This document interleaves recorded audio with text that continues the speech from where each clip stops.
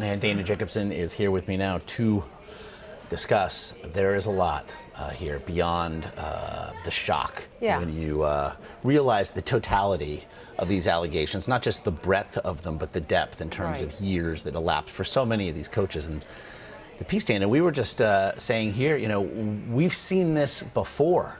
USA Swimming. Right. We've seen this before. Junior hockey. You know, this is it's awful, and then you see exactly, frankly, the washing of the hands officially by USA Gymnastics. Well, and that's just it. And in reading this report, and obviously because this case is still going on, the lawsuit is going on, there's a lot of we can't say this, but in depositions of saying we did what we were legally obligated to do. And I think that might be some of the most disturbing thing for parents out there to read that may have children name the sport in whatever sport, is that they're looking at the legal obligation. A lot of child advocates are saying they put the organization first and didn't put the child first. Steve Penny, the president of USA Gymnastics, said this, and I quote, "To the best of my knowledge," and this is court testimony, "there's no duty to report if you are a third party to some allegation. You know, that lies with the person who has firsthand knowledge."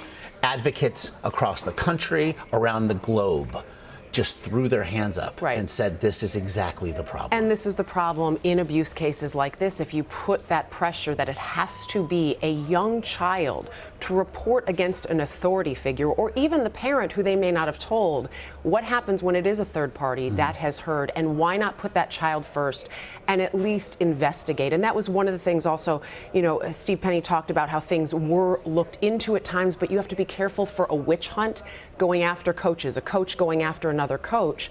I think, again, you go back to who's there to protect the child. You're protecting these coaches from accusations that we all understand could be very damning if they're false. But again, in the report, it sort of questions this idea of why did the coach come before the child and before these young athletes? And this has been, you know, this has been a concern. This has been a topic of discussion in the world of sport for as long as we've seen sports like gymnastics increasingly turn to younger and younger athletes to be the elite, to be the ones that, as they will do in Rio beginning this weekend, represent their country. That, you know, we heard that one mother, and I can, you know, you feel her pain saying, this wasn't a coach we didn't know. This was somebody who was at our Thanksgiving dinner table.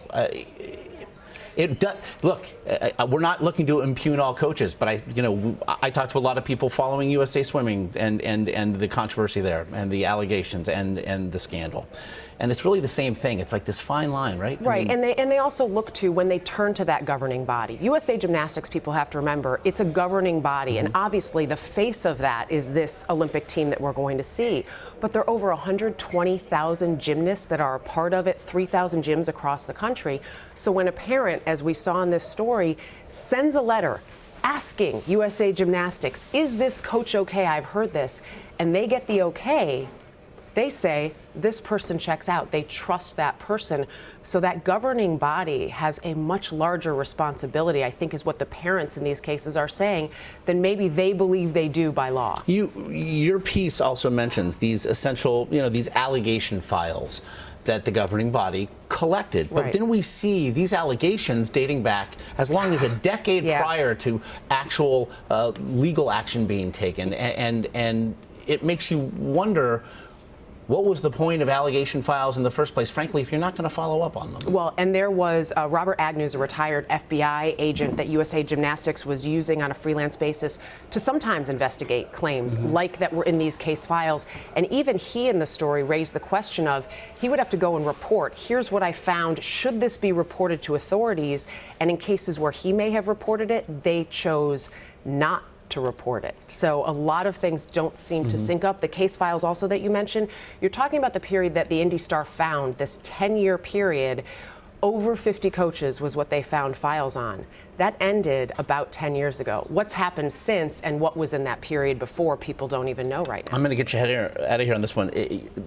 There is something, certainly, to the relationship between an athlete and a coach at an elite level in a sport like gymnastics or like swimming.